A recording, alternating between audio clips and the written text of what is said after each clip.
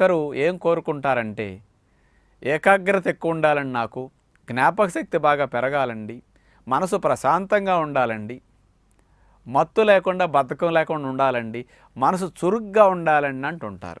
ఇలాంటివన్నీ ఉంటే మనం ఏదైనా సాధించవచ్చు అని అందరూ కోరుకుంటారు. కానీ మనసు అలా చురుగ్గా ఏకాగ్రతగా చక్కగా ఉండాలంటే ఏం చేయాలి?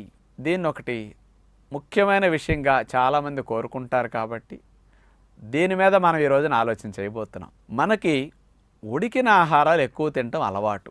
ఏ ఆహారాన్ని మనం పొయ్యి మీద పెట్టినా, దేవినా, వేపినా, మార్చినా ఇట్లాంటి వాటిలో ప్రాణశక్తులు నశిస్తాయి. ఇలా వండిన ఆహారాలు ఉప్పు, నూనెలు, మసాలాలు వేసి బాగా తినేసరికి వీటన్నిటిని అరిగించటానికి ఎక్కువ ప్రాణవాయువు జీర్ణకోశానికి అవసరం అవుతూ ఉంటుంది.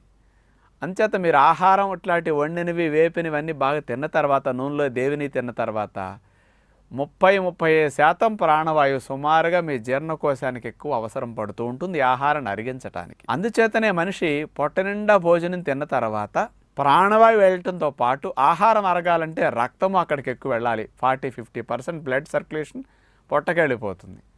ఆ తర్వాత మీ బాడీలో ఉండే ఎనర్జీ కూడా ఒక 40-50% మీ పొట్టకెళ్ళిపోతుంది. ప్రాణవాయువు, రక్తము, శక్తి ఈ మూడు డైజెషన్కి వెళ్ళిపోతాయి.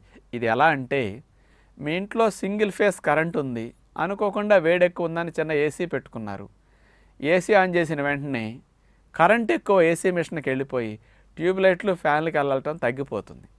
చూడండి, ఏసీ ఆన్ చేసిన వెంటనే ట్యూబ్లైట్లు, ఫ్యాన్లు డిమ్ అయిపోతాయి, ఫ్యాన్ స్లో అయిపోతుంది.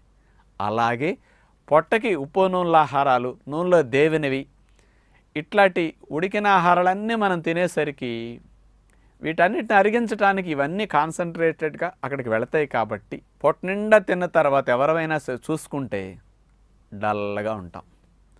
ఒక 2 గంటలు 3 గంటలు ఊపుతూ ఉంటుంది, మత్తుగా, బద్ధకంగా, లేజీగా. మీ అందరికి తెలుసుది. కాస్త ఏ ఆలోచన రానట్టుగా, అంత ఫ్రెష్గా మైండ్ లేనట్టుగా. ఎందుకు అయిపోయాం అట్లా? పొట్ట ఖాళీగా ఉన్నప్పుడు చాలా మనసు చురుగ్గా ఉంటుంది, ఏకాగ్రంగా ఉంటుంది, ఎక్కడ పెడితే అక్కడ నిలుస్తుంది మనసు.